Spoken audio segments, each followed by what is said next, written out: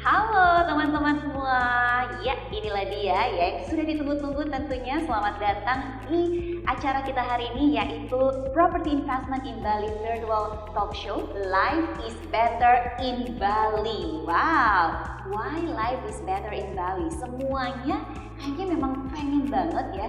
It's a dream place untuk bisa hidup, tinggal, atau bahkan mungkin masa pensiunnya itu dihabis di Bali.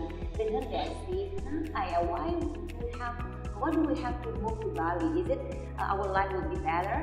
Ya karena tentunya kalau kita lihat fenomena sekarang banyak banget nih yang dikit-dikit healing ke Bali, dikit-dikit healing ke Bali, ya kan? Belum lagi banyak juga yang menggunakan Bali ini sebagai pilihan untuk work from home. Work from home ini jadi akhirnya work from Bali. Why do this trend is happening right now? Nah mungkin karena orang-orang juga sekarang, mungkin teman-teman juga mengalami ya, udah mulai bosen, capek, jenuh kalau misalnya tinggal di kota besar yang semuanya sibuk, terus life kita itu, kehidupan kita tuh kayaknya cuma kerja. Kalau mau healing atau jalan-jalan, pilihannya mau lagi ya kan, mall A, mall B, mall C, mau ke pantai itu susah ya kan, akhirnya makanya dikit-dikit healingnya ke Bali. Nah kalau sekarang orang-orang mulai pindah ke Bali banyak banget nih, karena mereka mungkin ngerasa their life will be better in Bali. Jadi dari segi kualitas hidup itu akan lebih stressful, termasuk juga mencari yang namanya keseimbangan atau life balance. Kalau gitu kita hari ini akan ngobrol-ngobrol bersama dengan narasumber kita ya, yang udah pindah ke Bali, terus juga ada expert properti yang juga bisnisnya sebenarnya awalnya bisnis di Jakarta tapi mulai merambah ke Bali juga nih, termasuk juga tentunya kalau misalnya ngobrol-ngobrol soal properti, investasi, gimana sih caranya kita tuh kalau berinvestasi secara tepat. Nah nanti kita akan ngobrol langsung bersama dengan expert-expertnya. Untuk teman-teman yang udah join di YouTube maupun di Instagram, kalau punya pertanyaan, boleh-boleh aja dong. Mulai dari sekarang juga udah boleh diketik-ketik di Instagram ataupun di chatnya YouTube ya. Nanti kita akan bacain dan kita akan langsung bahas, tanyain langsung juga untuk narasumber yang udah hadir hari ini. Langsung aja yuk, kalau gitu saya akan ngobrol dulu, memperkenalkan narasumber kita, karena 2 jam kita bakalan sama-sama sampai di jam 6 sore waktu Bali ya. Yang pertama adalah Veronica Krasnasari. Hai Vero. Hai Mbak Dian. Nah, Vero ini siapa sih yang nggak kenal sama Vero ya? Vero adalah salah satu finalis dari Asia's Next Top Model Cycle 5 bersama dengan kembarannya. Ya. Dan Vero ini udah pindah ke Bali dari September 2021 Iya, ya. betul. Sampai sekarang, ntar lagi udah mau setahun nih tinggal di Bali. Iya, nggak berasa sih. Nggak berasa ya. Tapi kepikiran nggak untuk pindah lagi selain dari Bali nih, sekarang kayaknya gue mau pindah nih, udah bosan di Bali kayak gitu? Tentu tidak. Oh, Saya betah sekali di sini. Betah ya. Dan tentunya nih teman-teman, Vero adalah seorang model ya, karena memang seorang finalis dari Asia's Next Top Model. Sekarang walaupun udah pindah ke Bali sejak September, tapi masih aktif di dunia modeling, terus masih aktif juga di dunia host, karena masih tetap menjadi host di salah satu program di TV nasional di Jakarta ya, influencer sosial media juga, dan semuanya itu masih bisa jalan, even dia sudah pindah ke Bali. Betul. Kenapa itu semua masih bisa berjalan dengan normal ya, dan kenapa juga akhirnya Vero ini padahal karirnya lagi moncer-moncernya di Jakarta, tapi kok malah pindah ke Bali? Nanti kita akan tanya-tanya dan ngobrol sama Vero ya. Selanjutnya juga hadir di sebelahnya Vero ada Arnold Montana dari N-House Realty. Yeay, hai Pak Arnold. Halo. Pak Arnold ini teman-teman adalah seorang property expert dan beliau juga principal owner dari N-House Realty yang sudah berkecimpung di dunia properti hampir 12 tahun. Jadi sebelumnya udah sukses di Jakarta, sekarang ini dia yang saya bilang udah sukses, udah enak mainnya di Jakarta ya, main propertinya, tapi sekarang ikut merambah ke dunia properti yang ada di Bali. Kenapa nih? Apa ada sesuatu yang seksi dilihat, yang menarik di properti di Bali sehingga akhirnya Pak Arnold mau memutuskan merambah ke properti di Bali? Nanti kita akan ngobrolin langsung ya. Tapi kalau dilihat dari wajahnya Pak Arnold nih, udah 12 tahun berkecimpung di dunia properti, kira-kira berapa umurnya nih teman-teman Pak Arnold? 17 sih katanya. 17. Boleh kalau mau nebak diketik aja di kolom chat nanti ya. Tebak-tebakan. Selain Pak Arnold, di sebelah beliau adalah seorang banker entrepreneur. Nah, kalau teman-teman yang tinggal di Bali pasti udah sangat amat familiar ya. Banknya ada di mana-mana deh, ya kan? Lihat aja deh jalan-jalan strategis yang yang ada di Bali pasti ada BPR Lestari, karena BPR Lestari ini juga sudah lama ya, sudah 22 tahun, dan asetnya awalnya itu cuma 300 juta, sekarang sudah menjadi 8 triliun di tahun 2021 ya, bahkan menjadi BPR terbesar kedua di Indonesia. Wah, luar biasa sekali. Jadi langsung saja ini ada Pak Alex P. Chandra, founder dan juga chairman dari Lestari Group. Selamat sore Pak Alex. Sore. Luar biasa. Hari ini beliau, Pak Alex, akan sharing bersama-sama dengan kita nih teman-teman tentang asset allocation, terus juga tentang investment strategy. Jadi gimana sih caranya kita tuh mengatur langkah yang cermat dan juga bijak di dalam berinvestasi, kemudian juga mengelola keuangan, apalagi kalau udah punya duitnya udah banyak nih ya, kita mau cuan-cuan terus. Nanti kita akan dengerin langsung dari expertnya, yaitu Pak Alex. Sebelahnya Pak Alex ada siapa nih? Langsung aja saya akan sapa. Di sebelah ujung di sana ada dari Damara Village, yaitu Bapak Andre Lingajaya, Director of Greenwoods Bali Geraha. Yeay, Sore, selamat Dian. sore. Ya, sore semua. Pak Andre ini adalah seorang property investment expert dari property developer Greenwoods yang diciptakan untuk meningkatkan kualitas lingkungan hidup yang modern di Indonesia. Dan sejak 2005, Greenwoods sendiri ini sudah membangun berbagai macam ya, ada rumah master, rumah tinggal pribadi, kantor, rumah sakit, hotel, dan masih banyak lagi ya. Kalau di total nih teman-teman, total project yang sudah dikerjakan oleh Greenwoods ini lebih dari 60 dan di seluruh Indonesia. Jadi sudah ada di berbagai tempat-tempat atau kota-kota besar yang ada di seluruh Indonesia ya. Jadi dari beliau hari ini kita akan gali informasi, akankah properti Bali ini kedepannya masih sangat amat menjanjikan, kemudian lokasi mana sih, area mana sih yang prime kalau kita memang mau melirik dunia properti di Bali sebagai pilihan untuk berinvestasi. Nah, pasti nanti pilihan-pilihan beliau ini memang benar-benar jadi top priority dan juga jadi favorit dari orang-orang yang pengen investasi di properti. Oke, saya juga mau ingetin untuk teman-teman yang sudah online baik di YouTube channel kami atau mungkin juga di Instagram. Sekali lagi kalau nanti punya pertanyaan mau ke Vero, mau ke Pak Alex, mau ke Pak Andre atau mungkin ke Pak Arnold, silahkan aja ya.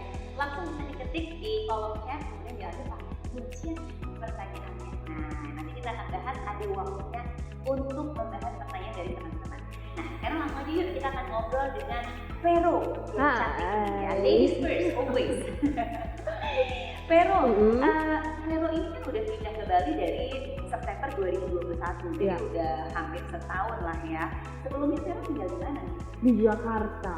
Jadi memang lahir dan besar di Jakarta. Betul. Nah, kalau Vero tinggal di Jakarta selama ini, pasti sebelum memutuskan untuk pindah ke Bali udah punya bayangan dong ya. Saya mau pindah ke suatu tempat yang ekspektasinya tuh kayak apa sih yang diinginkan dulu sebelum akhirnya memutuskan ke Bali? Iya, jadi sebelum kita berpikir untuk pindah gitu kan, kita mungkin traveling dulu nih. Biasa kan orang-orang Jakarta kalau penat kita traveling, dan aku alhamdulillah sempat mampirlah ke berbagai provinsi di Indonesia. Sampailah ketemu dengan kota Bali yang membuat aku sangat merasa ini bisa jadi rumah kedua aku, dan punya mimpi untuk someday gitu ya bisa pindah ke Bali. Dan alhamdulillah diberikan rezeki gitu ya, dipercepat yang aku pikir tadinya untuk pensiun, ternyata aku udah bisa menikmati tinggal di Bali sebelum waktu aku pensiun dan masih di usia produktif. So di sini aku merasa aku bisa punya work life balance aku, bisa bekerja dan juga menikmati kehidupan.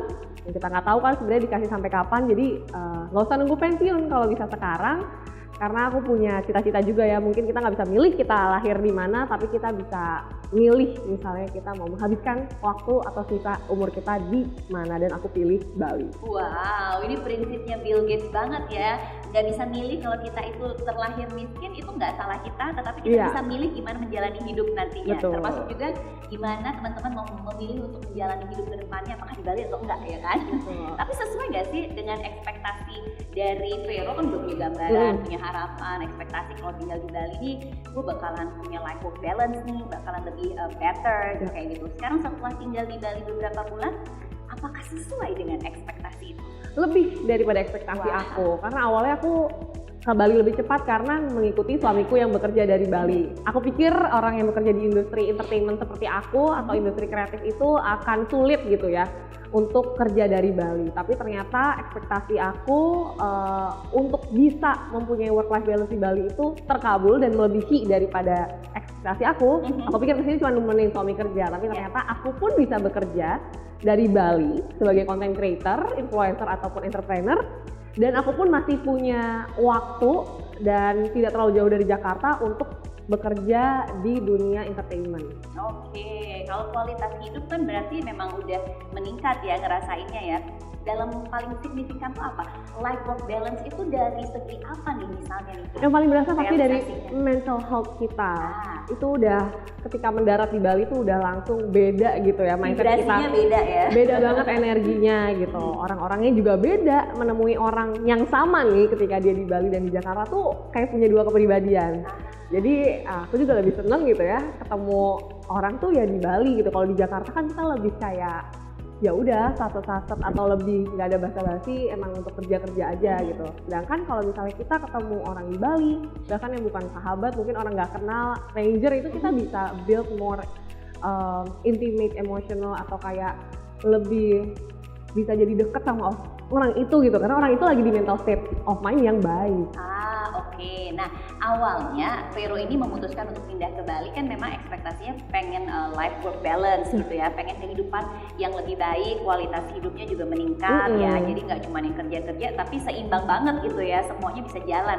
Nah, kalau dari segi investasi kira-kira nih ke depannya Vero karena udah mutusin untuk tinggal di Bali, pengen nggak sih punya investasi lagi kayak gitu, atau mungkin pengen merambah, karena tadi ada bilang ada bisnis juga bisa di Bali ya, itu kayak gimana tuh? Itu harus banget sih, kita generasi yang sekarang harus lebih melek sama yang namanya investasi, karena tentu saja gitu ya, kita tidak bisa terus, kalau yang mau sih boleh, tapi kalau kita bekerja terus umur hidup untuk hidup, itu kan namanya juga tidak hidup gitu ya. Jadi saya punya cita-cita gitu ya, bisa menikmati hidup sambil punya banyak pilihan, makanya kita harus investasi, ya bener ya Pak ya.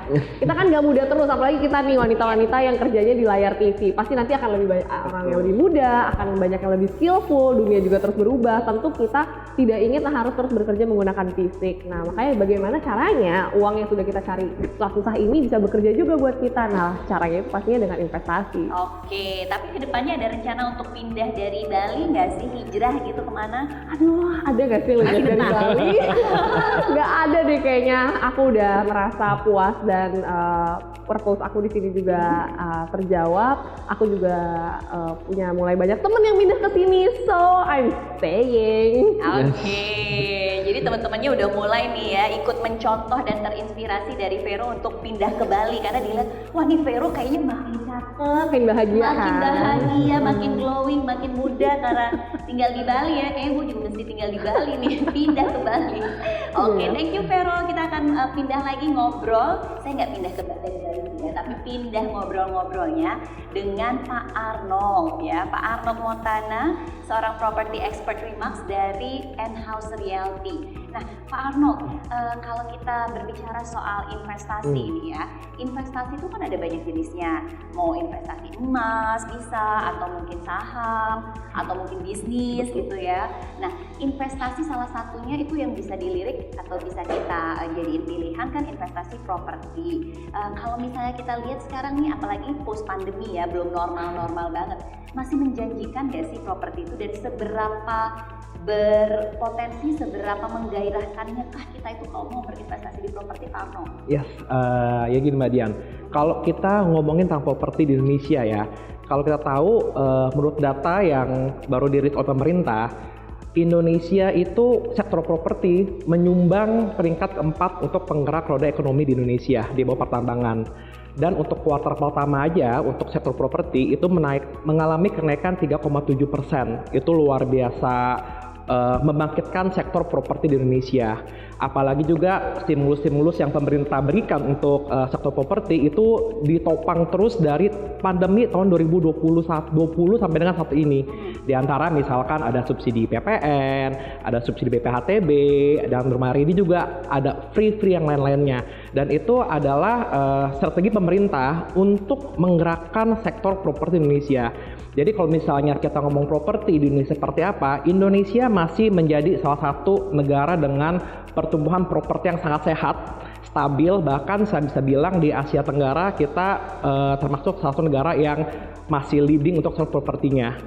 Nah, lalu juga kalau misalnya kita ngomong tentang properti juga, properti itu ada sesuatu investment yang kalau kita bisa bilangnya makin kita punya aset, makin lama harga semakin naik.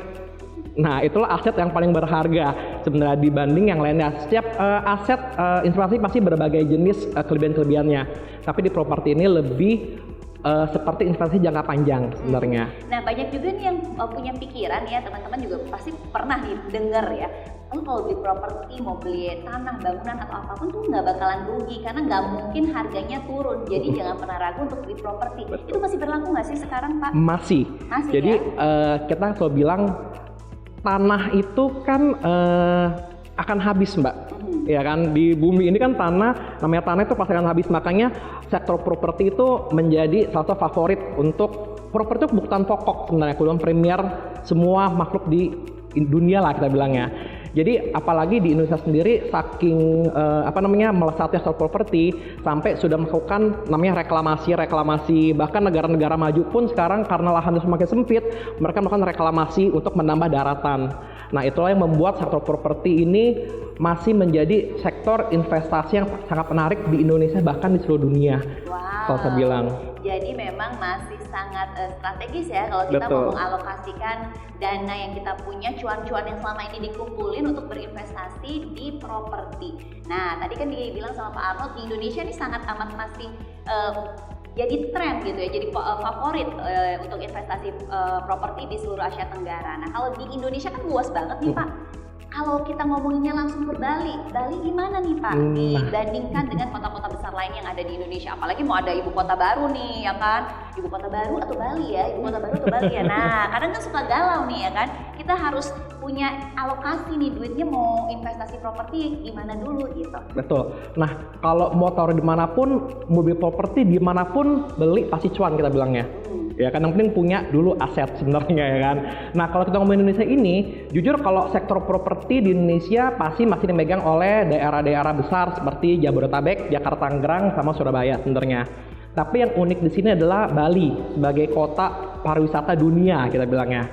Dimana kalau kita berinvestasi di Bali itu, selain kita bisa menjadikan itu second home kita atau tempat liburan, juga kita punya namanya ada yield dan ROI. Hanya di kota Bali beli properti bisa mendapatkan ROI ataupun yield yang maksimal. Dan juga seksinya Bali itu kalau kita ambil data dari pandemi, kota Bali itu ketika pandemi justru malah sektor propertinya meningkat. Itu uniknya dibandingkan kota-kota yang lain. Banyak orang-orang yang memanfaatkan peluang, lagi pandemi nih gue pengen punya rumah di Bali buat masa depan, pasti ada yang jual di bawah pasaran segala macam. Itu menjadikan momentum gimana waktu pandemi itu Bali malah propertinya malah menaik dibanding kota-kota lainnya. Itulah uniknya kota Bali. Dan untuk demand untuk masyarakat Indonesia untuk mempunyai properti di Bali itu sangat tinggi, apalagi kaum milenial, Gen Y atau Gen Z itu pada mau gue pengen pensiun di Bali lah kayak Vero ini kan. Semua orang pengen punya rumah di Bali. Life is better in Bali. Jadi itu membuat Bali itu menjadi kota yang sangat seksi dan eksotis untuk kita miliki propertinya. Apalagi itu pulau ya. Makin lama makin habis itu tanahnya. Jadi sebelum kehabisan kita beli properti di sebuah pulau yang pusat pariwisata dunia saya bilang. Nah, kalau peluangnya sedemikian besar dan luar biasa banget potensi untuk berinvestasi properti di Bali, kapan saat yang tepat? Apa sih yang harus kita pertimbangkan untuk memutuskan apakah saya harus investasi properti itu sekarang atau tunggu dulu deh, tunggu mungkin akhir tahun atau mungkin awal tahun. Itu untuk bisa tahu kapan saat yang tepat tuh ada tolak ukurnya nggak Pak Arnold? Sebenarnya kalau misalnya kita tunggu kapan nggak kebeli-beli, Mbak. Kalau saya selalu bilang dari segi sales ya, it's time to buy now. Pasti sekarang juga, klik sekarang juga misalnya gitu kan. Tapi kan justru momentum saat ini adalah di mana sektor properti sangat dibantu sama pemerintah. Dari subsidi-subsidi yang lainnya, bahkan dari segi bank pun, BI pun sekarang memberikan bunga KPR yang sangat-sangat menarik. Bayangin baru kali ini semenjak saya bergerak bank properti, suku bunga bank itu sangat-sangat rendah dari 2,75 sampai dengan 5%. Itu sangat mudah, sangat murah sekali.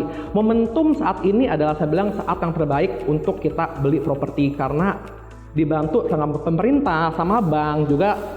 lokasinya juga sangat penting. Lokasi Betul. penting nomor satu kalau saya bilang. Betul sekali ya. Mumpung ini memang kita kan post pandemi. Yes. Begitu semuanya normal, saya yakin harganya bakalan makin gila-gilaan Makin lagi. gila-gilaan ya. main. Jadi jangan ditunda-tunda sebenarnya Betul. ya. Oke, baik. Nah, kalau ngomong-ngomong nih peluangnya begitu besar. Terus kapan saat yang terbaik ya tentunya sekarang seperti yang tadi Pak Arnold bilang ya. Nah, area Bali ini kan juga masih luas ya. Ada 9 kabupaten kota di Bali. Nah, gimana nih nentuinnya? Di bagian mana? Selatan, utara atau mana? Emang sih kemarin Bali Utara ya nggak jadi nih ada airportnya ya. Jadi pasti akhirnya mau ngelirik ke utara balik lagi nih ke selatan nih. Betul. Gimana nih Pak Arnold? Ada pertimbangan nggak sih dalam menentukan kalau mau investasi properti di Bali?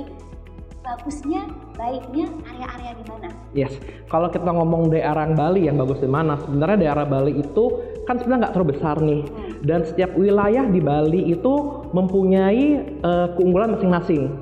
Jadi kalau misalnya kita contohnya nih, kita ke Canggu untuk orang-orang surfing segala macam itu baik. Kalau orang yang suka surfing, pasti mereka beli investasi di Canggu.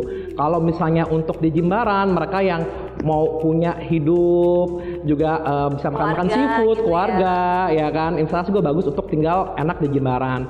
Di Ubud sendiri pun juga kalau kita ngomongin masalah Ubud itu kalau Mbak Dian tahu, kita Ubud baru nobatkan menjadi kota terbaik ketiga di dunia. Jadi itu membanggakan sekali.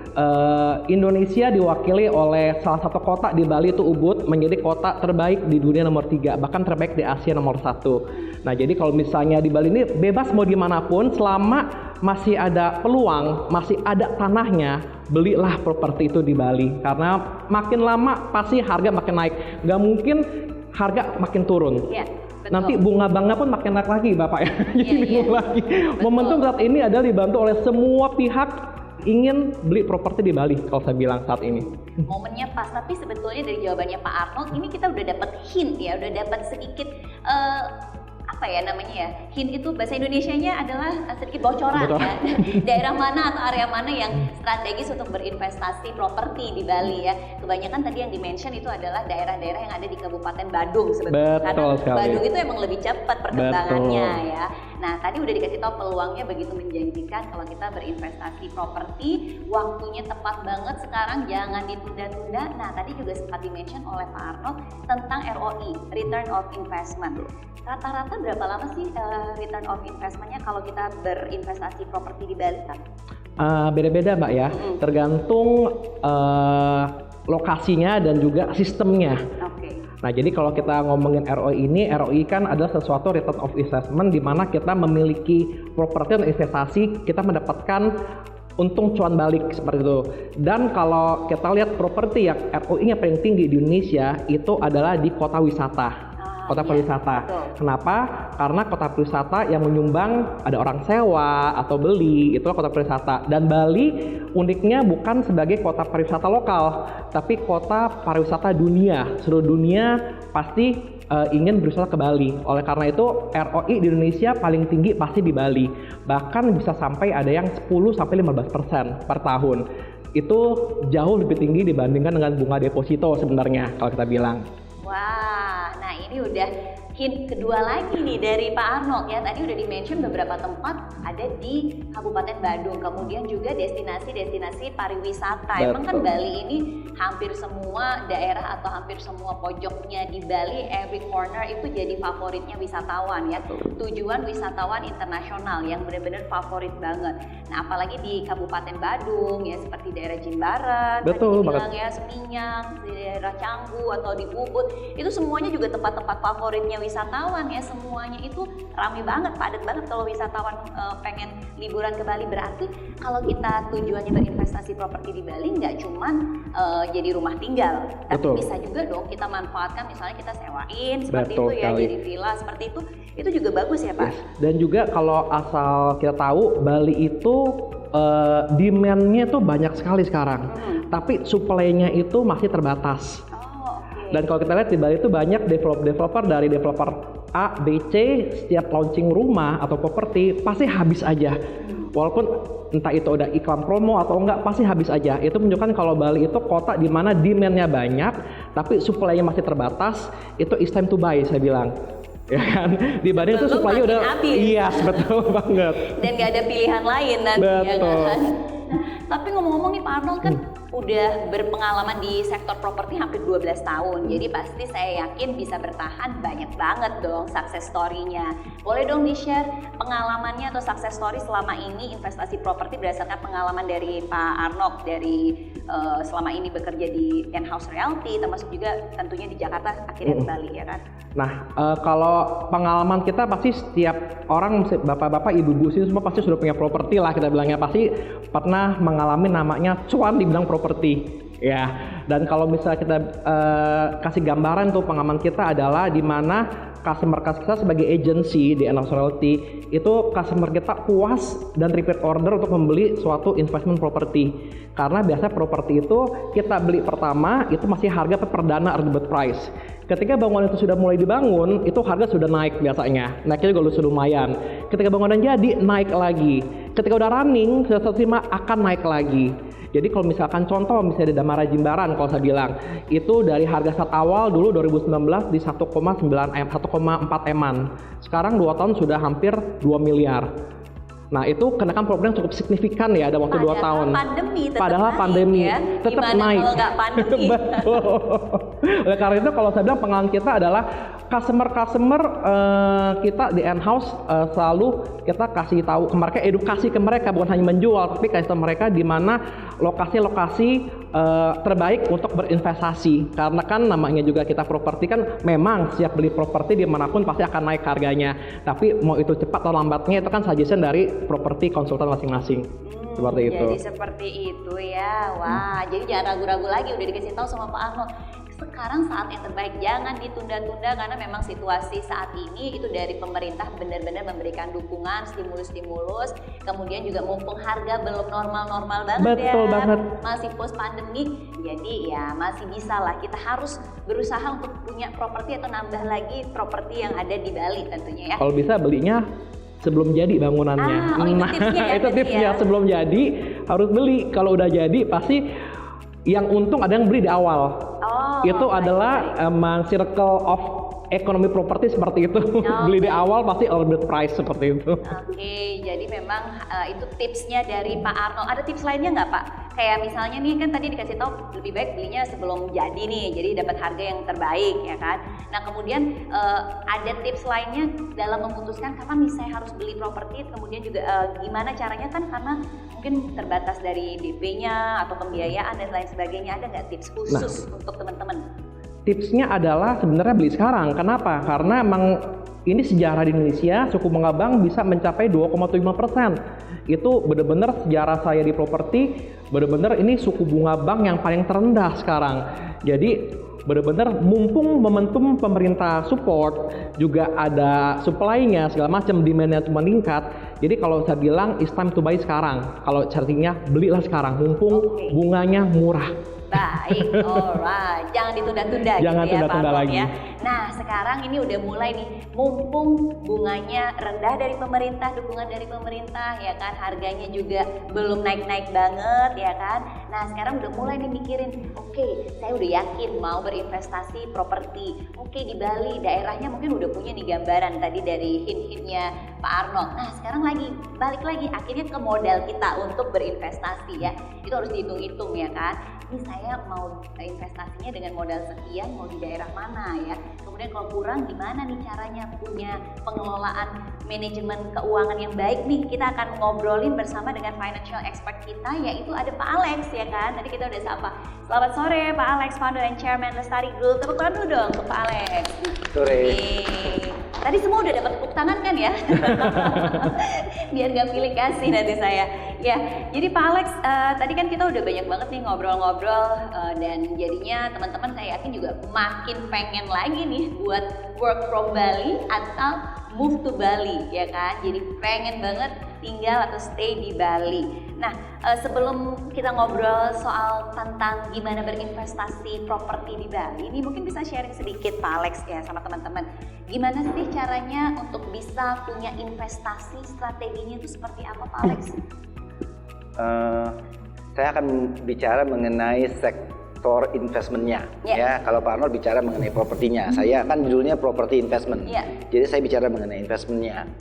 bagaimana caranya punya berinvestasi. Sama dengan pertanyaan bagaimana caranya makan gajah.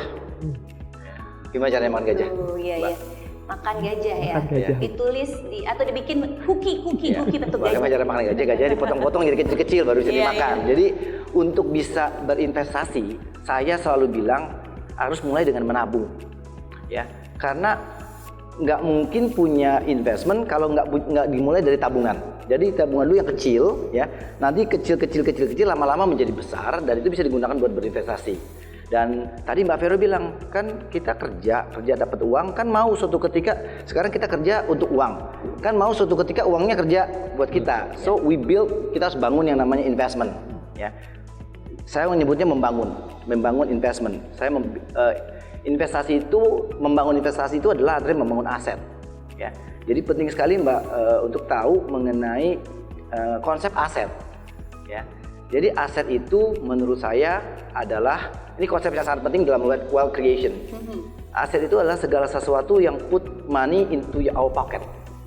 Jadi uangnya masuk ke dalam kantong, itu aset. Segala sesuatu yang membuat uang itu masuk ke dalam kantong itu namanya aset, ya. Oke. Kebalikannya dengan liabilities. Liabilities adalah segala sesuatu yang buat uang keluar dari kantong. Coba ulang, ikutin. Makin uang di kantong. Keluar, masuk keluar. Hilang deh gitu kan. Ini aset, ini gitu, aset, ya. ini liabilities, Iya. ya kan. Jadi kalau orang mau tadi uangnya bekerja buat kita atau menciptakan kekayaan, wealth, maka tugas kita adalah membangun aset. Memperbanyak aset. Membangun aset. Mulai dari kecil-kecil sama makin lama makin besar, makin lama makin besar, gulungannya nanti efeknya seperti bola salju, sehingga pada satu titik uang yang masuk dari aset kita itu tadi itu akan lebih besar daripada biaya hidup kita. Jadi saya ulangi, ketika kita mulai membangun sedikit-sedikit, ya, lama-lama makin besar, sehingga pada satu ketika aset yang kita bangun tadi, uang yang masuk dalam kantong, karena aset adalah uang yang masuk dalam kantong, lebih besar daripada biaya hidup kita. Jadi bayangin ya, kalau uang yang masuk dari investment kita, dari aset kita, di mana kita tidak bekerja, lebih besar daripada biaya hidup kita, maka besok kita bisa bilang sama bos kita, kalau ada mau, bos, Anda saya pecat. Wah, bosnya yang kita pecat ya. That's my dream ya. That's my dream. Kenapa? Karena banyak sekali di antara kita itu kerja tapi misu-misu. Ya kan? Misu-misu, si bos tuh kerjanya kalau enggak cuma 2 dia kerjanya, tanda tangan sama marah-marah gitu. Kebanyakan marah-marahnya. Jadi dia pingin sekali pecat bosnya, tapi nggak bisa karena dia harus tergantung dari income-nya. Nah, kalau tadi aset yang kita bangun itu sudah lebih besar daripada biaya hidup kita. Nah, biaya hidup kita tuh bisa 10 juta, 20 juta, 500 juta, terserah. Kita yang setting. Yang mau hidup di level berapa. Nah, kalau dari income yang kita terima itu sudah lebih besar daripada biaya hidup kita, maka tadi kita boleh kerja. If you like it, kita boleh nggak kerja. Ya.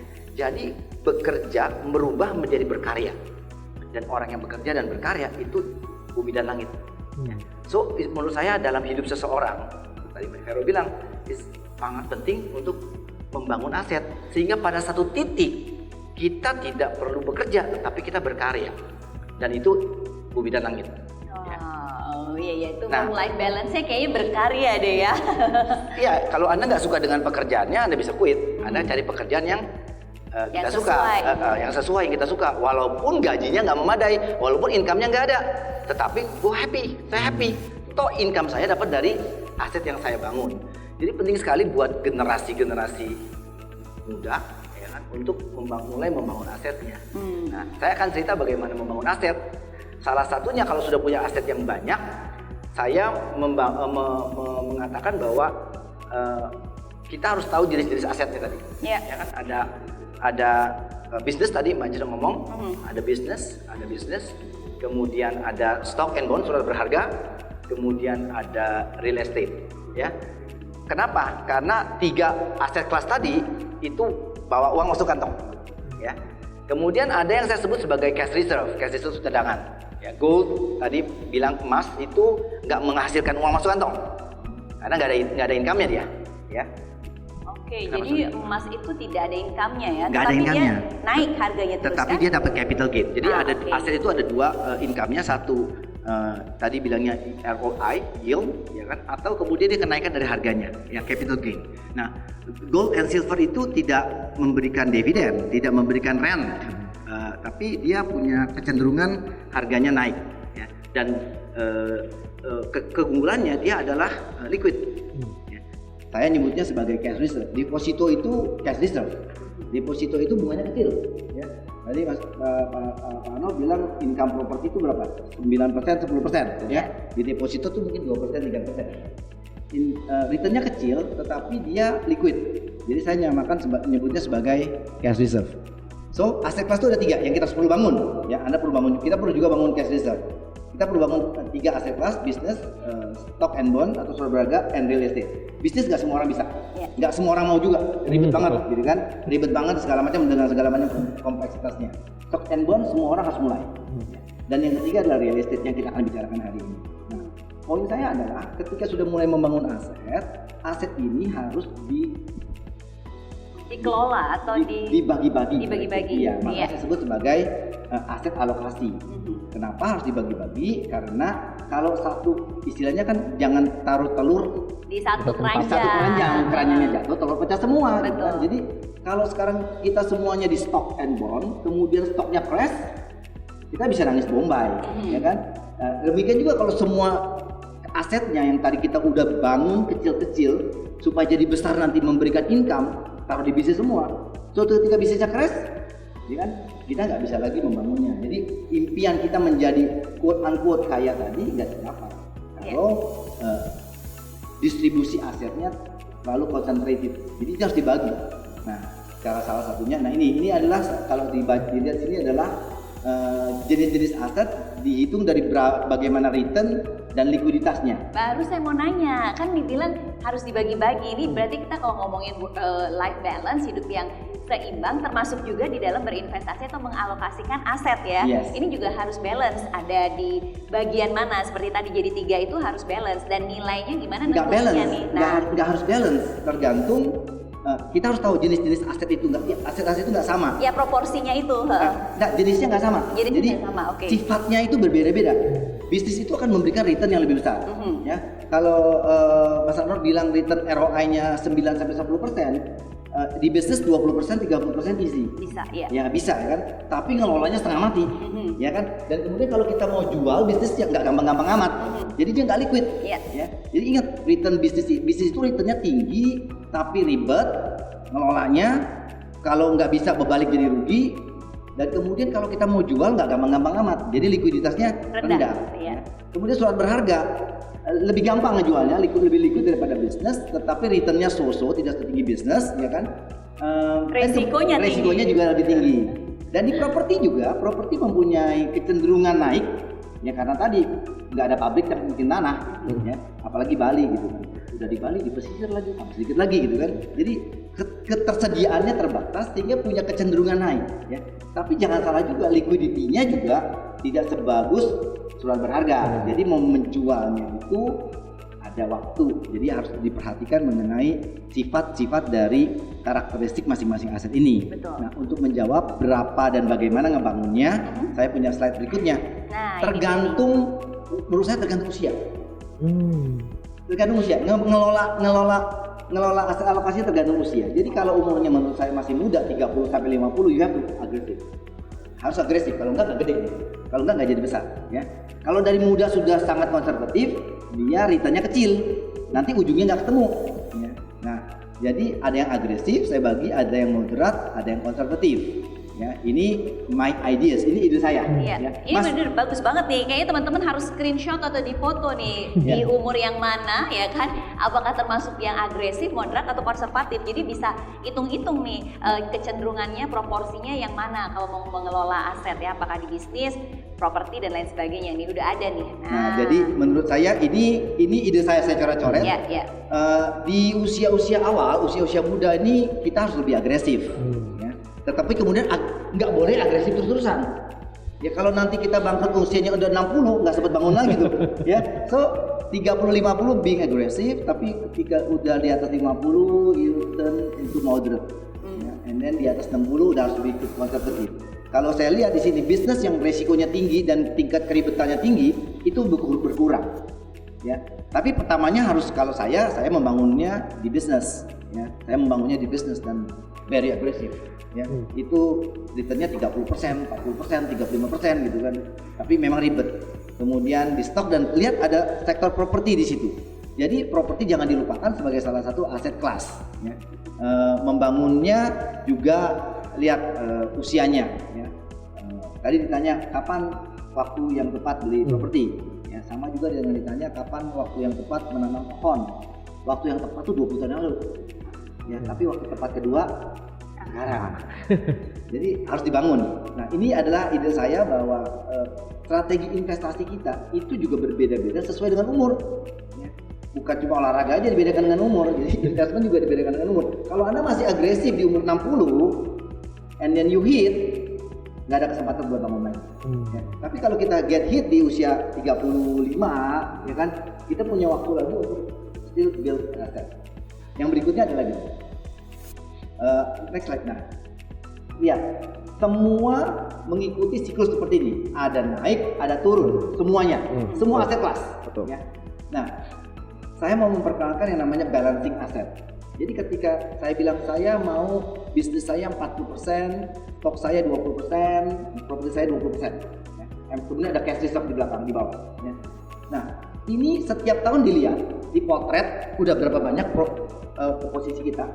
Kemudian sesuai nggak dengan dengan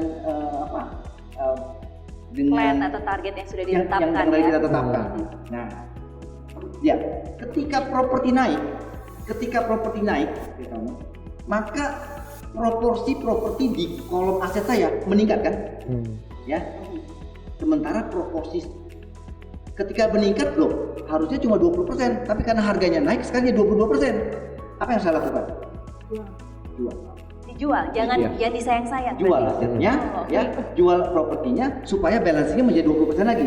Artinya, dengan melakukan proses balancing aset, Anda menjual aset Anda di kala apa? Terbaik. Kala naik dan membeli kala turun. Ini akan berkebalikan dengan kebanyakan orang. Kebanyakan orang membeli contoh saham. Kalau harga saham lagi naik pada beli. Iya. Kan salah. Harusnya pada saat dia turun dia beli. Iya. Ya, jadi dengan melakukan balancing aset, kita melatih untuk melakukan penjualan aset di kala harganya bagus. Ya. Dan membelinya ketika harganya turun. Ini adalah praktek investment yang menurut saya sehat. Ya. Tapi pertanyaan nih Pak Alex, kadang kan orang mikir, ini udah naik nih harganya ya kan, naik 22% misalnya. Pasti ada harapan, kayaknya didiemin dulu nih, tahun depan pasti naik lagi. Atau ada juga yang berpikir, kalau saya jual sekarang, harga yang lain juga udah naik kan, bisa nggak sih saya nambah lagi aset saya nanti untuk menggantikan aset yang udah saya lepas nih gitu loh. Ya, jadi ini adalah praktek, ya, ini adalah habit, kebiasaan supaya tadi komposisi aset saya sesuai dengan apa yang saya inginkan. Ya. Kalau properti lebih besar, kita lihat tadi properti besar sekali, tapi dia nggak liquid loh. Iya. Ya kan? Nggak liquid loh. Nanti ada apa-apa sulit loh. Ya. Kecuali tadi ketika kita udah bergeser dari moderat menjadi konservatif, propertinya harus lebih tinggi. Ngapain main di bisnis? Udah propertinya aja. Memang returnnya nggak banyak, tapi lebih stabil harganya. Propertinya dibanyakin. Nah, kapan beli, kapan jualnya bisa mengikuti tadi. Jadi ini membuat kita terlatih menjual di saat harganya bagus, bukan menjualnya BO. Ya kan? Iya. Jadi ketika bagus, karena gini, pada prakteknya kita nggak bisa menjual properti di atas harga pasar. Ya, kita tidak bisa menjual harga properti di atas harga pasar. Jadi kita harus ngikutin pasar atau kalau mau cepet di bawah harga pasar. Nah, jadi yang kita ikutin harganya apa? Kita nggak bisa jual kemahalan. Kita memang mengikuti harga pasarnya. Jadi kalau dia naik, kita nggak bisa harganya 1,8 kita jual 2,5, nggak bisa. Nggak, kecuali ada nilai tambah yang lain. Tapi pada prakteknya nggak bisa. Jadi kita ngikutin harga pasar. Jadi ini akan melatih kita untuk menjual di saat harga bagus dan membeli di saat harganya turun. Dan itu bertentangan dengan kebanyakan orang. Kebanyakan orang akan membeli pada saat naik, ya kan? Kemudian dia jual pada saat BU. Ya, jadi dari saya kurang lebih memperkenalkan model aset alokasi. mengalokasikan aset, kemudian disesuaikan dengan umur, bisa agresif, moderat, dan konservatif. Dan ingat, aset adalah segala sesuatu yang membawa uang masuk ke dalam dompet kita, ya, nambahin uang kita, ya, itu kebalikannya dengan liability. Kemudian selanjutnya nih Pak Alex. Pak Alex kan kalau kita ngomongin soal BPR Lestari udah ada di 7 provinsi ya yang ada di Indonesia ya. Terus kalau di Bali sendiri kita lihat deh kalau jalan-jalan ke Bali nih teman-teman, di jalan-jalan utama atau jalan-jalan strategis pasti ada deh kantor cabangnya dari Bank BPR Lestari nih. Ini berarti kan ada penentuan dong, ada strategi dong kenapa memilih lokasi-lokasi tertentu. Nah, termasuk juga investment strategi di dalam bidang properti. Kalau Pak Alex sendiri sebagai seorang financial experts, selama ini pertimbangannya apa aja sih Pak yang bisa di-share sama teman-teman semua Buat di sini? apa? Untuk investment property dari segi lokasi nih, lokasi strategis tuh pertimbangannya dari segi apa? Saya nggak ditanya kayak Vero, sejak kapan pindah ke Bali? Oh iya benar, boleh. Benar, sejak kapan Pak? Bapak kan melanglang buana nih di dunia perbankan. Jadi saya pindah ke Bali itu 95. 95 ya? Ya, so 95, bayangin, long time ago. Ya, saya masih unyu-unyu itu umur segitu tuh. Jadi, tahun 95 saya ke Bali, saya mengamati bahwa perkembangan properti di Bali itu mengikuti garis pantai. Mengikuti ini bisa worth of $1 million nih. Jadi properti di Bali perkembangannya mengikuti garis pesisir pantai. Saya mulai dari Sanur penuh, Kute penuh, Seminyak penuh, Peti Tengah penuh, Batu Belik. Ya, Batu Belik penuh, Canggu. Ya. Sekarang sudah mulai ke Brawe, Pererenan sampai Tanah Lot. Ya, betul. Jadi kalau mau lihat yang mana yang bagus, if you want to, kalau kita mau land banking, lihat aja pesisirnya, ya. Kalau saya punya waktu lebih banyak, saya tarik yang paling ujung karena harganya murah. Ya, toh nanti perkembangannya akan ikutin. Jadi ikuti aja pesisir pantai. Ya, kecuali Ubud. Ya. Ubud spesial. Tadi dibilang kota terbaik dunia. Ya, coba aja ke Ubud. Kalau datang ke Ubud, itu tiba-tiba suasana hati beda. Ya, saya nggak tahu ada apa. Ada yang beda aja gitu ya. Beda aja gitu kan, iya. Beda aja. Jadi kalau sampai ke Ubud, saya juga nggak ngerti kok.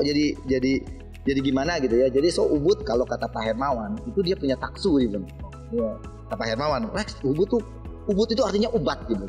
Artinya obat ya. Dan menurut dia ada taksu. Jadi wilayah-wilayah klaster yang ada di Bali itu sebenarnya Jimbaran, Nusa Dua, kemudian Sanur, kemudian Canggu, kemudian Ubud. Jadi ada orang kebetulan orang Canggu gitu. Orang Canggu kalau nggak mau ke Jimbaran karena dua model yang berbeda gitu kan. Orang Jimbaran tidak mau ke Sanur, orang Sanur tidak mau ke Canggu, ribet, penuh, rame gitu kan. Saya suka yang quiet segala macam. Yang unik lagi orang Ubud nggak mau kemana-mana. Kalau udah tinggal di Ubud, dia tinggal aja di Ubud ya. Jadi itu adalah pengamatan saya selama berapa ya? 95 sampai sekarang. 27 tahun melihat Bali berkembang propertinya. Tapi ngomong-ngomong nih, karena tadi Pak Alex juga bilang saya nggak ditanya nih sejak kapan pindah ke Bali kan. Alex itu lebih lama lagi loh tinggal di Bali dan akhirnya dari 95 sampai dengan sekarang. Apa yang bikin Bapak betah-betah aja nih di sini? Padahal BPR Lestari kan udah bener-bener kemana-mana ya kan? Bali itu punya alam, ya. Dulu saya punya anak, kalau saya mau ajak dia ke Sanur, saya sewa itu ya sewa kano waktu itu 5.000, ya. Dengan 3 anak, jadi sewa kano 2 10.000. We have a very wonderful Sunday. Dengan laut yang bersih dan dengan sunrise, ya, dengan matahari terbit, ya. Sekarang bulan Juli itu adalah waktu yang terbaik untuk menikmati langit kerobokan. Coba ke Canggu kerobokan, lihat setiap mau sunset, langitnya berubah warna. Jadi you can see the sunset, you can see the sunrise, ya. Within Sanur dan Canggu itu dulu 30 menit, sekarang mungkin 1 jam. Oke.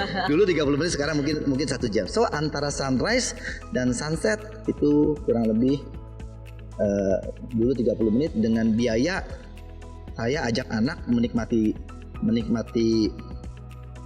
alam 10.000. Dan Ya. itu adalah sebuah kemewahan, it's a luxury in Yes. life dengan cost yang sangat amat rendah gitu Yes. ya. And you cannot find it in any other places. Dan right? kemudian anak saya sekolah di international school, ya kan?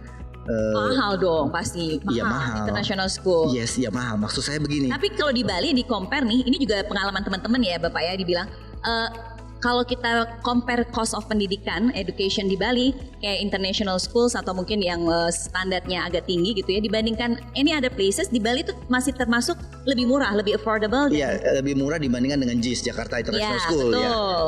Yang saya mau ngomong bukan mahal murahnya. Oh, oke. Yang saya mau ngomong adalah, yang saya mau bicarakan adalah kita bisa dapat alam dengan murah, dan Bali ini menyediakan fasilitas 5 star.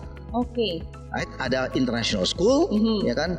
Mau bayar makan 1 piring 1 juta bisa, ya kan? Mau makan nasi jenggo waktu dulu 2.500 bisa gitu kan? So bayangin ya, jadi ini desa dengan alam yang indah dengan fasilitas bintang 5. So saya datang ke Bali itu sebenarnya tugas, tetapi kemudian terdampar di Bali dan tidak pergi lagi. Ya. Udah nyaman ya di sini ya, stuck in Bali. Iya, terdampar di Bali. Iya. Oke, baik. Jadi memang semuanya bisa didapatkan dengan mudah dan juga ada semuanya di sini ya. Seperti Pak Alex bilang, mau cari yang murah bisa, mau makan yang mahal juga ada, mau cari hiburan dari A sampai Z juga ada semua ya kan. Mau ke alam gampang, mau pantai, gunung ada semua dan cepet, aksesnya gampang dan mudah ya Pak ya. Oke. Boleh nggak saya bicara sedikit mengenai tadi pertanyaan kapan beli properti? Ya, Saya mau betul. share sama teman-teman di sini my own experience ya, dan mengenai kapannya. Ini menarik ya. Jadi investment pertama saya di Bali adalah tanah. Ya, Tahun tanah berapa itu Pak? di Brau tahun 99. Ya, saya banker, kemudian salah satu klien nasabah saya bilang dia baru beli tanah, kemudian tanah seberang tuh mau dijual, mau beli enggak? Ada berapa? 15 are. 15 are itu 1.500, ya kan? Berapa harganya? 10 juta per are. Oh my Oke. God. Oke, wait. Sabar Di dulu, rumah sabar juga dulu. pasti mau aduh. Sabar dulu ya. Oke. Semua. So, jadi 10 juta kali 15. Ya kan? 15 itu berarti 150 juta. Saya nggak punya uangnya. 150 juta nggak punya uang. Uang saya cuma 25 juta. Terus saya lihat tanahnya di Jalan Brau, bagus lebarnya, panjangnya bagus. Terus saya bilang saya nggak bisa beli. Karena harganya 150 juta. Uang saya cuma 25 juta. Kasih tak sampai lah ya Nggak waktu sampai. itu mikirnya. Tahun 98 itu kurs dolar 2.500 naik menjadi 15.000. So harga barang naik gila-gilaan. Jadi saya bilang saya nggak jadi beli tanahnya karena menurut saya kemahalan. Dan setelah itu kemudian saya beli ke Tiara Dewata. Tahu Tiara Dewata? Iya, udah tutup baru ganti nama dan juga ganti tempat Oke, kan. saya very old. Jadi saya ke supermarket beli susu buat anak saya. Oke. Ya, tahu satu susu berapa sekali? 100.000. Wow. Karena harga naik. Terus saya bilang harga susu 100.000, kemudian harga tanah yang ditawarkan sama saya semeter perseginya berarti 100.000 dong. Kalau satu ada 10 juta, so salah satu pasti salah ini. Ini harga kemahalan atau itu harga kemurahan, right? Iya. Ya kan? So ini pasti salah nih gitu kan. Jadi kemudian saya putuskan saya beli tanah itu dan kemudian saya ngutang sama bank untuk beli tanah itu. Tanah itu saya jual setahun kemudian, 1 tahun dengan 22.500.000. Wow, uangnya banyak sekali. Wah, untung saya banyak sekali waktu itu. Bayangin 12.500.000 kali 15, hampir 200 juta. Ya. Kalau saya tidak jual, maka sekarang itu 1 miliar. Iya. Udah berkali-kali lipat ya. So, kejadian sekarang mirip. Mirip sekali. Lihat gak harga-harga naik? Ya kan? Suster di rumah saya selalu ribut karena harga cabai naik, harga minyak naik, gitu. Semuanya harga naik gitu kan. And kayaknya kayak harga susu dulu gitu kan. Tapi harga properti masih oke nih, ya kan? Oke nih, ya. Jadi saya mau cerita bahwa ada nggak kemungkinan terjadi lagi seperti tahun 99 bahwa harganya meningkat dramatis dalam 1 tahun. Harga-harga yang lain mulai naik loh, harga susu naik loh, ya kan? Jadi kalau harga properti belum naik, jadi Ini kayak flashback deja vu ya suasana waktu itu jadi, situasinya. Invest at your own risk. Kalau untung saya nggak usah dibagi, gitu kan? Kalau salah saya jangan disuruh tanggung jawab. Gitu Mbak. Ya, tapi tetap tentunya kalau kita berinvestasi bukan berdasarkan tentunya spekulasi ya, tetapi dengan perhitungan ya. Baik, makasih Pak Alex, nanti kita akan ngobrol-ngobrol lagi dan saya juga akan ingetin untuk teman-teman kalau misalnya sudah punya pertanyaan nih ya, kita akan bacain nanti di chat Instagram ataupun di YouTube, mau nanya ke Vero, mau ke Pak Arnold, mau ke Pak Alex, atau mungkin ke Pak Andre juga udah ada pertanyaan, silahkan ya, nanti kita akan bahas pertanyaannya. Tapi sebelum ke Pak Andre nih yang ada di pojok di ujung sana yang udah gak sabar nih kayaknya kita ajak ngobrol nih teman-teman semua, kita akan bacain dulu ya pertanyaan. Saya mau cek dulu di kolom komentar apakah sudah ada. Nah, ini sudah ada nih di YouTube. Dari YouTube Fajar Artwork. Untuk Pak Arnold ya, selain lokasi, apa aja sih yang perlu kita pertimbangkan dalam berinvestasi properti? Nah, ini pertanyaan semua orang ya. Nomor 1, kalau mau investasi properti pasti lokasi ya kan, ditentuin. Mau di mana nih? Mau di Badung. Nah, Badungnya sebelah mana? Mau di Jimbaran kah atau di mana ya kan? Mau di Canggu atau Brawa, mungkin kayak tadi Pak Alex bilang, tapi harganya sekarang udah kemahalan banget ya. Nah, apakah ada lokasi-lokasi yang lainnya? Nah, selain lokasi, apa nih yang jadi pertimbangan Pak Arnold? Silakan.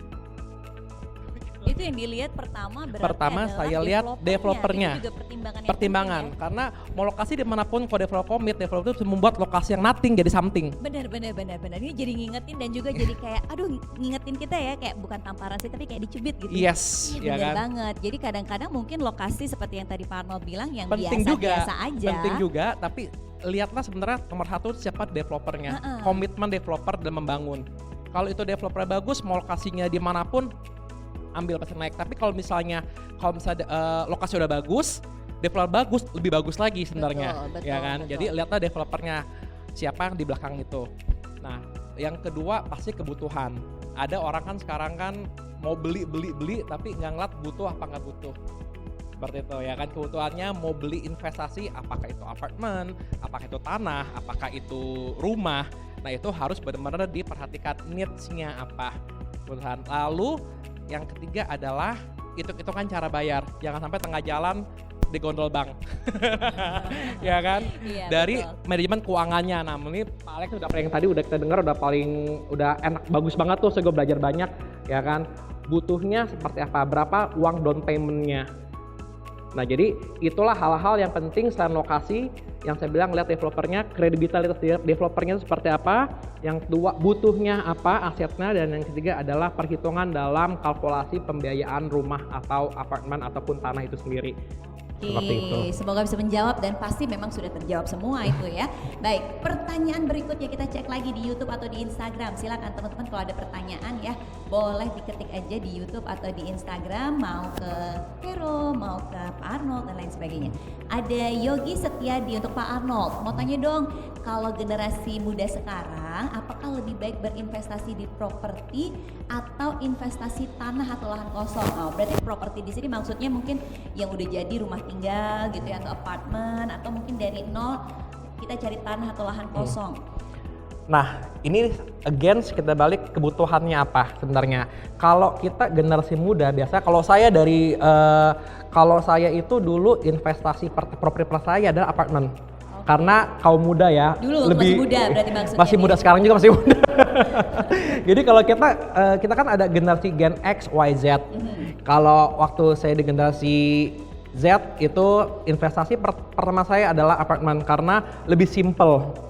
Kita pikiran bisa sewain lah, apalagi Jakarta kan apartemen juga lagi oke-okenya sebenarnya ya, karena untuk tanah di Jakarta untuk rumah tapak sudah makin nggak ada sekarang, udah nggak ada lahan lagi, semua langsung vertikal ke atas semua bangunannya. Kalau Tangerang sekarang semua masih ke rumah-rumah semuanya, apartemen belum. Nah, kalau misalnya anak muda sekarang, lihatlah kebutuhannya apa, tapi kebanyakan pasti apartemen dulu karena harganya paling murah. Ada apartemen harganya 300 jutaan, 200 jutaan, yang penting punya dulu aset. Start dulu Yes. ya, dari yang kecil-kecil. Betul, itu yang pertama. Yang kedua, kalau misalnya emang sudah mungkin dia anak muda tapi emang uangnya sudah lumayan, bisa ke tapak rumah. Kalau tanah itu lebih ke orang-orang yang mungkin yang lebih konservatif ya, yang udah lebih berumur 40 ke atas, maunya tanah. Tapi kalau misalnya anak muda bisa main kecil-kecilan dulu di apartemen. Studio banyak kok di Jakarta yang masih harga 200 jutaan, 300 jutaan, itu masih enak, cicilannya DP-nya 5 jutaan, cicilan 5 jutaan, 3 jutaan, bahkan yang 2 jutaan di Tangerang di saat ini.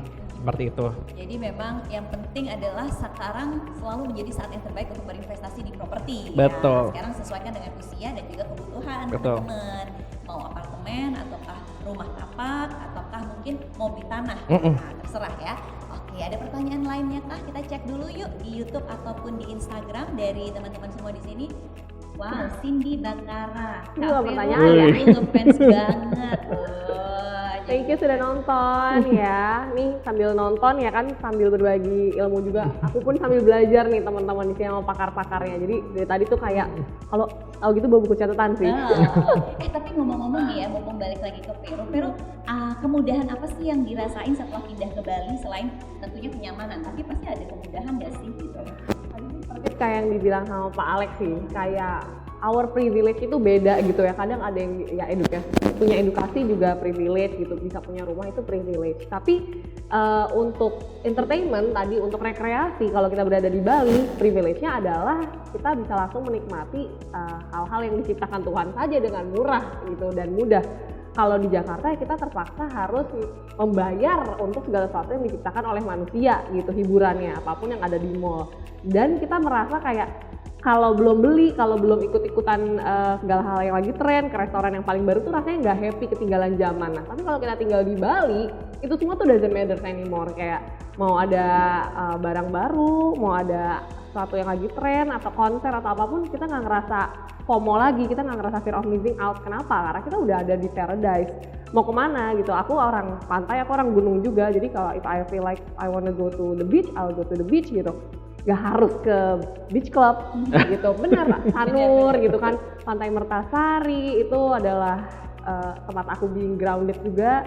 Mungkin teman-teman di sini juga yang ngerasa kayak udah overwhelmed with the world gitu, kalau jalan ke pantai, nginjek kaki pasir pantai atau grounding sama rumput itu rasanya kita kayak kembali lagi gitu jadi manusiawi. Oh. Jadi balik lagi nih sama yang dibilang sama Pak Alex tadi ya, mau menikmati pantai dengan murah bisa, mau beach clubnya menikmati pantai Yang dengan 500.000 lebih banyak juga bisa.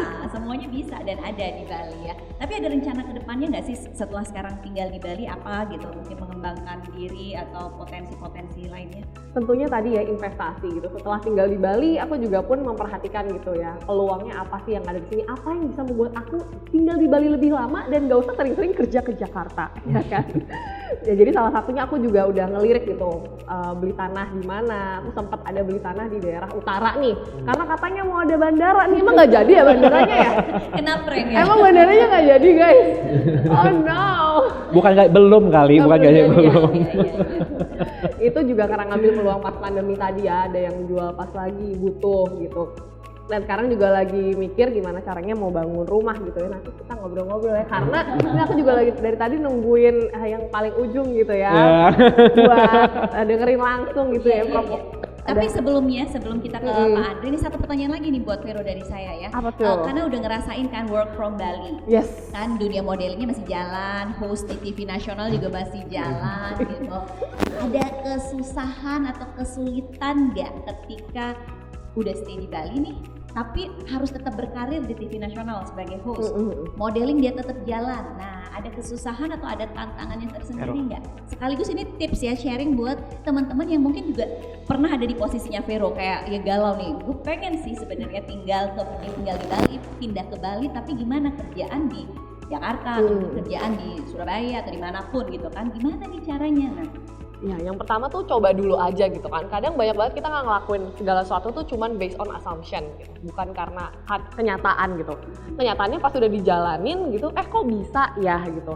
Contoh kayak aku juga nggak ngerasa gitu, aduh kalau di Bali nanti aku berkurang nih pekerjaannya gitu. Ternyata bukannya berkurang, tapi ditambahkan rezekinya. Malahan yang tadinya aku pikir di Bali nggak akan ada kerjaan, ternyata ada juga gitu kerjaan. Untuk modeling pun banyak banget di sini karena UMKM, bisnis itu banyak banget yang base atau made in Bali gitu, bahkan international brand. So di sini bahkan kalau untuk model ya kita dibayarnya itu per hour gitu, working hoursnya ngikutin model-model bule itu gitu, yang charge-nya tuh by hour. Kalau di Jakarta justru itu nggak bisa gitu. Kalau misalnya untuk hosting atau entertainment sekarang juga udah karena mungkin pandemi ya bisa lewat virtual, so banyak banget kerjaan aku juga yang bisa dilakukan virtual dari Bali gitu. Sambil aku pun juga suka banget gitu berkegiatan yang kayak ke alam atau kayak ikut-ikut acara kayak beach clean up. Jadi lebih fulfilling gitu ya kalau di Bali itu kita di sini bukan cuman nyari uang doang gitu kan. Kita di sini benar-benar nyari ketenangan dan nyari passion plus juga value kita hidup gitu. Karena kan kita hidup bukan mau cari duit aja gitu ya. Kalau di Bali ini aku benar-benar full feeling banget sih rasanya. Nggak mau pulang. Pulang rumahku di Bali sekarang. Jadi nggak usah takut, nggak usah banyak mikir sebetulnya ya. Nggak usah, coba dulu aja gitu kan. Nanti juga betah nggak pulang. Nggak mau balik kayak Vero ini. Oke, masih ada pertanyaan kah di Instagram atau YouTube? Mungkin sebelum kita ke Pak Andre, satu pertanyaan lagi. Atau belum? Oke, kalau masih ada dari Lydia. Menurut narasumber buat investor muda, mending invest di properti atau saham, yang mana nih yang lebih recommended Pak Arnold dan juga Pak Alex? Nah, Pak Arnold dulu nih, kalau harus milih properti atau saham, ya milihnya nggak pakai kancing baju. Sebenarnya dua antara saham mau properti masing-masing ada plus minusnya sebenarnya kan, tergantung dari karakteristik dari dirimu sendiri sebenarnya kan. Tipe orang spekulan agresif yang tadi Pak Alex bilang, mungkin kalau dia agresif mau yang high risk high return pasti di saham ya Pak Alex pasti high risk high return, atau mau yang biasa-biasa aja tapi tetap ada risknya tapi returnnya pun juga lumayan, bisa di properti. Makanya saya bilang tergantung kebutuhan berapa modal yang kamu mau chip in.